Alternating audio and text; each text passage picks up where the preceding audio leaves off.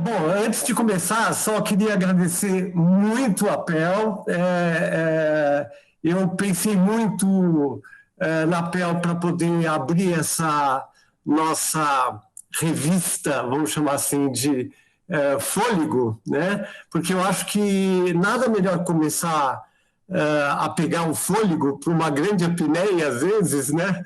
Com alguém que tem um conhecimento profundo sobre a seriedade da brincadeira. A brincadeira é coisa fundamental e séria.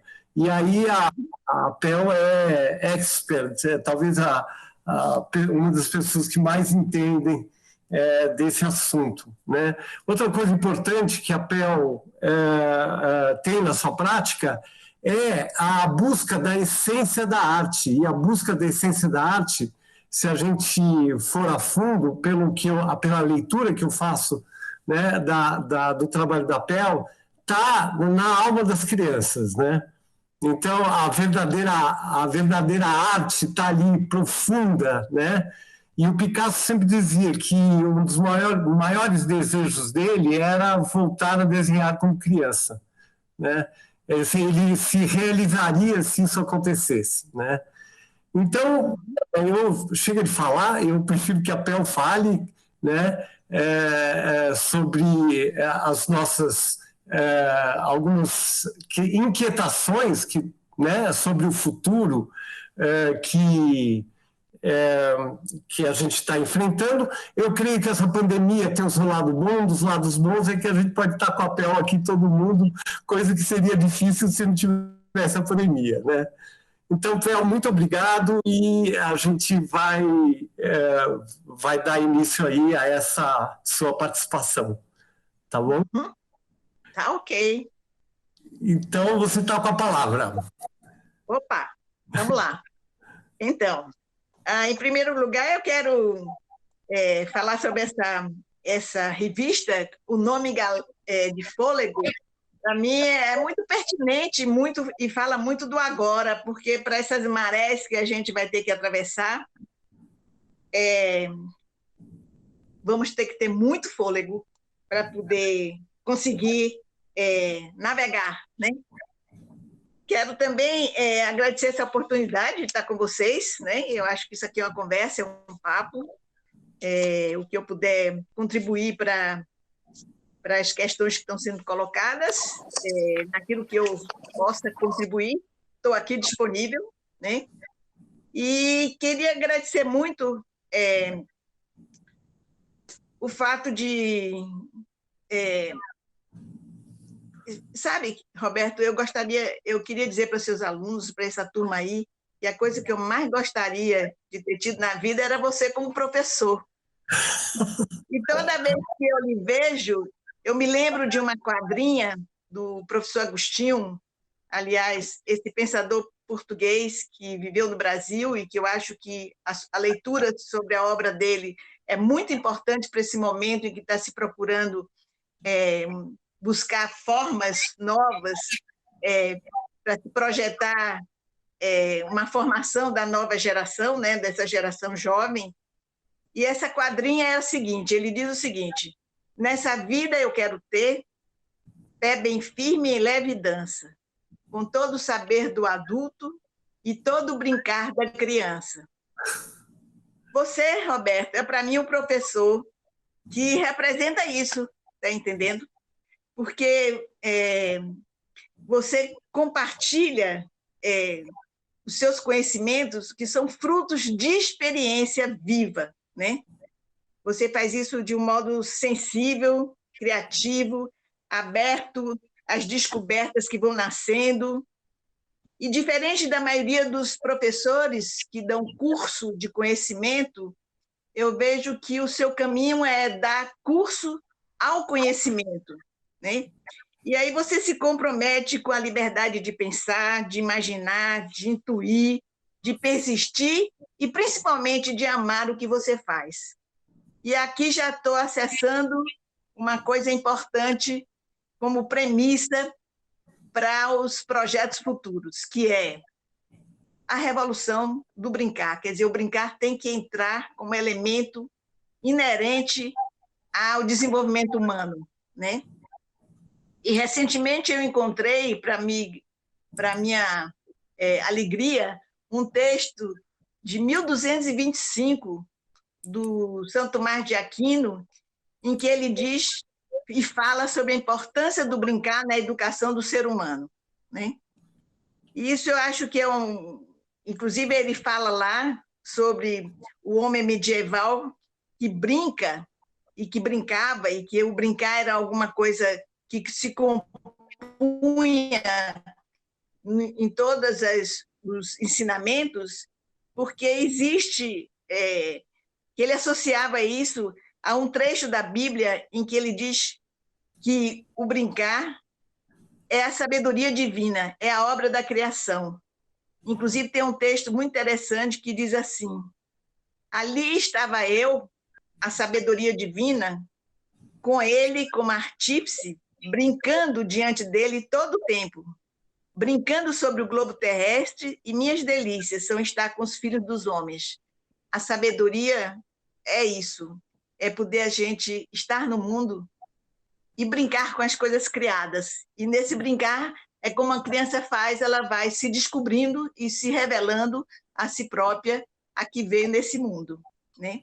Então, fica aqui já um ponto importante da questão de elaboração de qualquer projeto que venha para o futuro, a presença dessa qualidade, né? E digo a vocês o seguinte: eu acho que a presença dessa qualidade do brincar é aquela que sabe trabalhar com o imprevisível, né? E eu acho que a gente não tem receitas para o futuro. Justamente essa é a novidade. Não há receita, tá entendendo? E eu acho que há uma crença na vida, e principalmente entendendo que a vida é muito mais inteligente que a matemática, né? E ela sabe encontrar o seu lugar para se manifestar, né? Então, nosso mundo em crise, que a gente está vivendo hoje, está nos convocando para a gente rever os caminhos que já percorremos, né? O conhecido, e a partir daí assumirmos a tarefa de reencantar o mundo, redescobrir caminhos novos, que a gente acabe com os preconceitos e com os códigos estabelecidos, porque para a gente sair do lugar que está, não podemos usar as mesmas ferramentas que usamos até hoje. Temos que aprofundar que elementos novos são esses. E eu acredito que temos que reencantar esse mundo, que eu acredito que perdeu um pouco da sua ânima, da sua alma, né? Temos que sair dessa tristeza, embora a gente saiba que está vivendo dores profundas, né? Mas a tristeza nos abate, nos enfraquece, e vamos entrar na essência do brincar, que é a alegria, que nos anima, nos abre portas, janelas, para a gente ter os encontros e os desencontros com o desconhecido, né?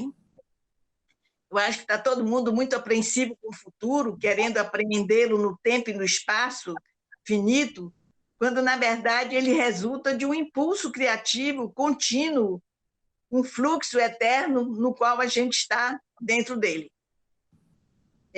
Certa vez, conversando com Milton Santos, outro autor importante de ser lido nesse momento brasileiro, eu ouvi dele a seguinte frase: o homem habita em dois lugares, na terra e no infinito. Quando ele me disse isso, abriu dentro de mim um portal novo, criando um elo entre esses dois lugares, e aí eu me entendi, a partir daí, num caminho sem volta, onde os recursos da imaginação, da fantasia, do sonho, da sensibilidade e da imprevisibilidade, tudo isso que está tão presente no brincar das crianças, me prepararam para a caminhada rumo à aventura, e aventura da consciência, que eu considero esse caminho para a consciência como o grande propósito da evolução de nossas vidas. E aí, gente, convivendo ao longo de quase 50 anos, com as 36 anos aqui na Casa Redonda, mas anteriormente já era professora das crianças, eu vi como elas circulam com maestria nesses dois lugares, na Terra e no infinito. E são eles os verdadeiros mestres que nos apontam esse sim à vida a todo instante. E instante para a criança não tem o relógio, não tem o cronos.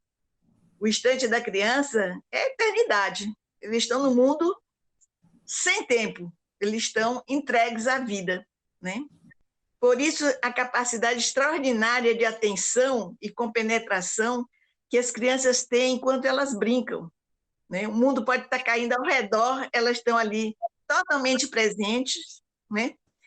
E porque justamente o brincar, né, que é a linguagem delas de estar no mundo e de se apropriar desse mundo, elas fazem a iniciação do processo criador, que ao longo da vida vai se desdobrar, tendo como elemento fundante a liberdade, né? Quer dizer, a criança, diante de uma criança, quando ela começa a se movimentar, nós nunca conseguimos saber aonde ela vai, mas ela vai e ela tem uma intenção. Então, essa liberdade inerente ao processo de desenvolvimento de uma criança, eu acho que é justamente o caminho que a gente tem que nos reabastecer nas nossas instituições educacionais, né? Nesse confinamento, me chamou muita atenção esse desconhecimento das crianças, das instituições que lidam com as escolas, mesmo das crianças pequenas, né? Eu acho que as crianças estão muito felizes de não estar indo na escola. Eu acho que elas estão, aquelas que podem estar brincando, e mesmo na periferia a gente está sentindo isso, elas estão brincando, elas devem estar felizes, porque elas estão com o tempo livre que lhes pertence, né?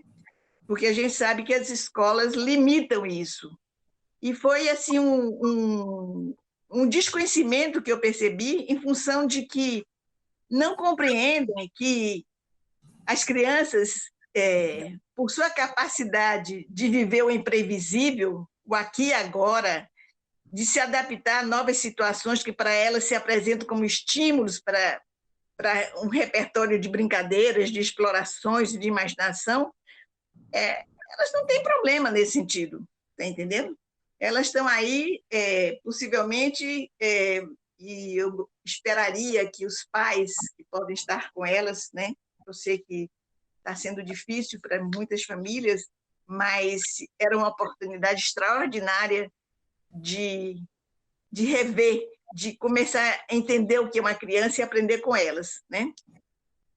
Porque há muito que eu já compreendi que as crianças gostam da escola pela vontade e necessidade de encontrar amigos, os parceiros que atuam como agentes dos afetos, dos vínculos que vão estruturando o conhecimento delas de si própria, né?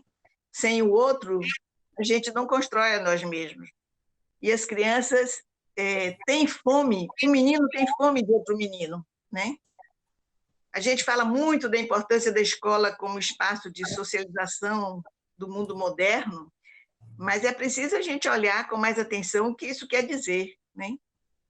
Na ausência de nossos centros urbanos, de espaços comunitários, parques,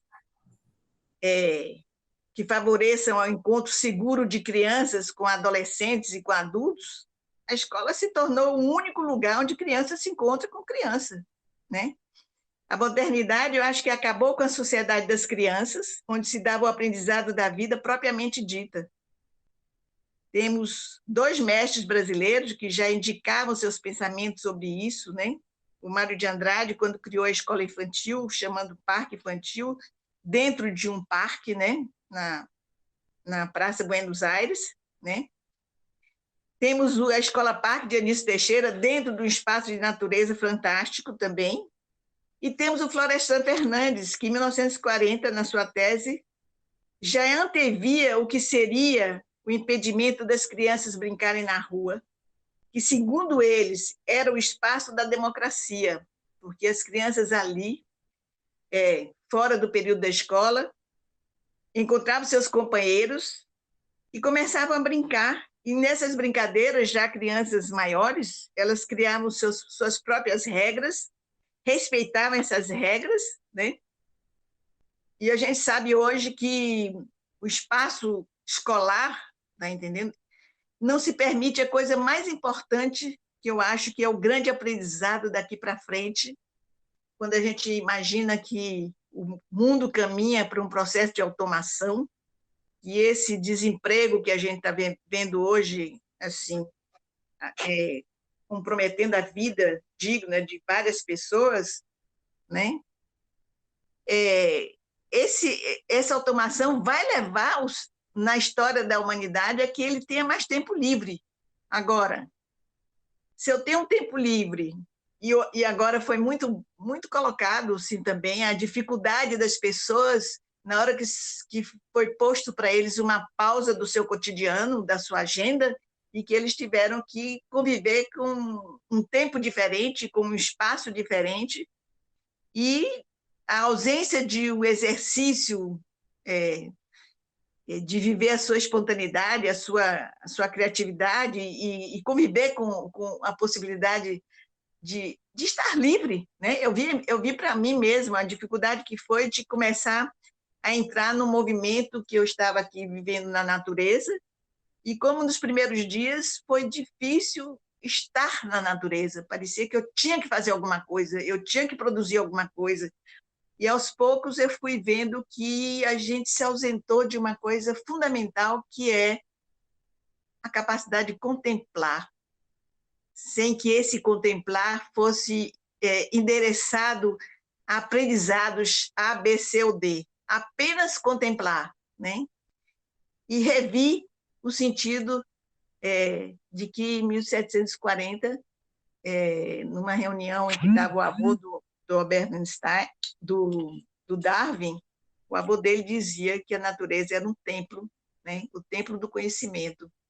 E aí eu convivi nesses dias com uma coisa muito importante, que eu acho que não vou ser mais mesmo a mesma pessoa quando tiver que voltar à minha rotina. Então, gente, eu estou falando, mas se vocês quiserem interromper para perguntar, pode ir, por favor, tá bom? Então, nós temos, como eu suponho que são arquitetos que estão aí, né? Eu acho que o formato que essa escola tem hoje, né? Ela é um formato que estava presente enquanto a criança tinha a ida à escola como local de informação, e o outro período ela brincava na rua, ela brincava no quintal, enfim, ela tinha um espaço de convivência, né, desse que o Florestan falava, né, e por isso essa escola sobrevivia, porque a criança tinha a sua vida propriamente dita, de aprendizados, de valores humanos, de contato, de compartilhamento, era brincando na rua, né? E nossa cidade hoje, na medida em que constela o encontro da criança praticamente durante a semana dentro da escola, com espaços reduzidos, você está machucando ou você está impedindo que exista essa convivência com o tempo livre, essa convivência com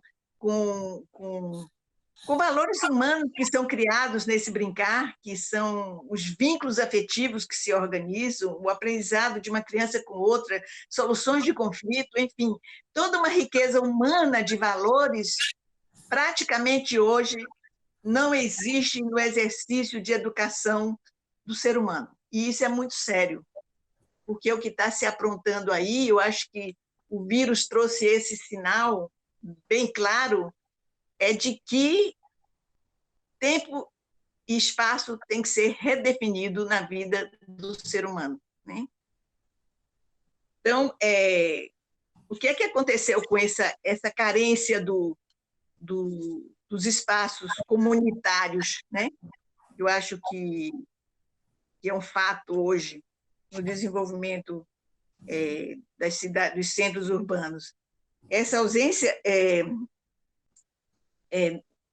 dos espaços... Espera aí, vou pegar um pouquinho aqui. Mostrou muito o seguinte também, né? Porque essa escola que está aí, ela, inclusive, na medida em que excluiu o brincar, né? Porque é excluído para o brincar nas escolas hoje, são pátios, onde as crianças têm que fazer determinadas coisas pela proposta da escola, ela, na verdade, excluiu o corpo, né? O corpo não está presente, né? A criança hoje tem 15 minutos, meia hora, e olhe lá para poder conviver com seus parceiros, e compartilhando, inclusive,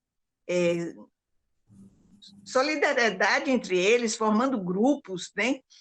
Quer dizer, toda uma relação de amizade, de fraternidade, tudo isso hoje é muito pouco vivido. E se for vivido dentro da escola, é como normas moralistas do tem que ser agradável, tem que ser isso, tem que ser aquilo. Não é por aí mais. Quer dizer, o homem tem que aprender seus valores pelo próprio exercício dos valores humanos no contato de um com o outro.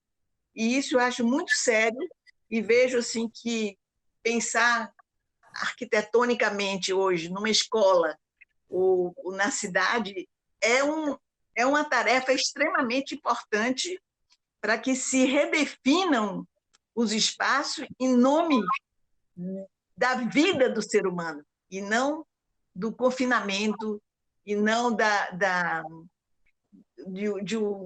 de uma programação externa que não brota de dentro,